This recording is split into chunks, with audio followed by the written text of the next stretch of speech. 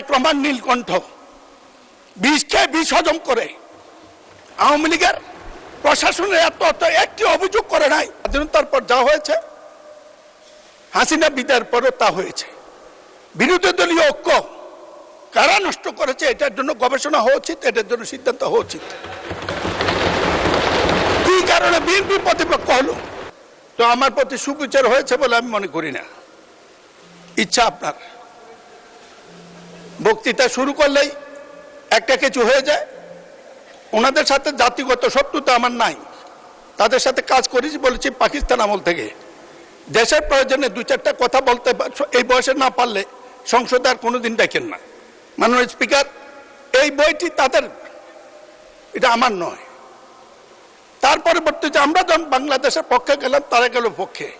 এইটা সত্য, জাতীয় ঐক্যের জন্য যে কাজ করেছিলেন, যে ম্যাডামের সাথে বিদেশে দেখার পরে, শেখ হাসিনা বিদায়ের পরে কি এমন ঘটলো, তারেক রহমান, মির্জা ফখরুল, সালাউদ্দিনের তাদের এজেন্ডা কি কারণে?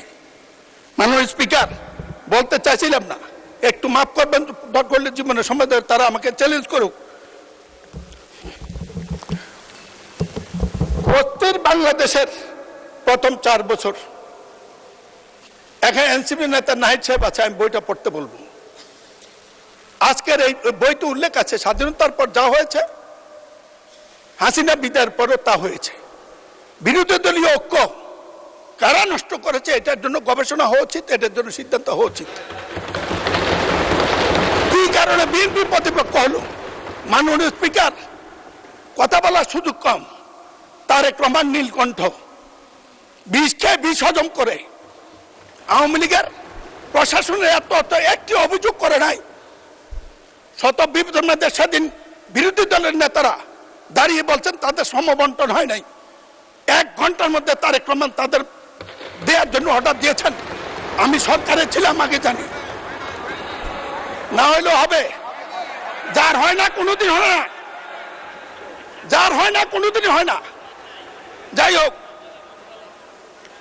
মাননীয় স্পিকার, আমি জিজ্ঞাসা করতে চাই, আপনারা এখানে যা বলেন, বিশেষ করে আপনাদের নেতা, বিরোধী দলীয় নেতা, তিনি আমাদেরও বিরোধী নেতা, আমাদের সংসদের বিরোধী নেতা, তিনি মর্যাদাবান, তার নিরাপত্তা রাষ্ট্রের দায়িত্ব। তিনি যে শব্দ চয়ন করেন, আমি কোনোদিন কোনো রাজনৈতিক নেতা এত সুশৃঙ্খল শব্দ চয়ন আমি শুনি নাই। কিন্তু এখান থেকে যাওয়ার পরে, মাননীয় স্পিকার, এখান থেকে যাওয়ার পরে গণভোটের রায় অমান্য করে জনগণের সাথে প্রতারণা করছে বিএনপি সরকার।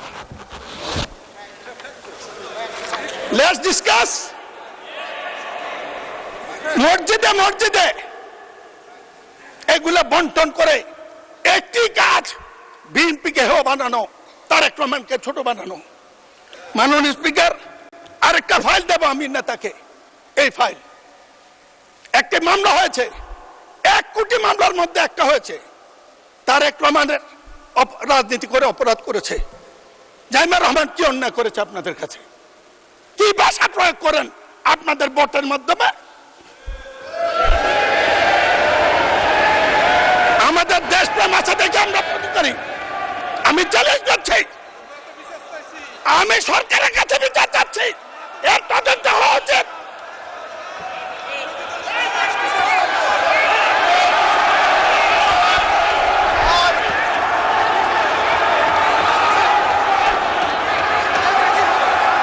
এই মামলার কাগজ আমি দেব।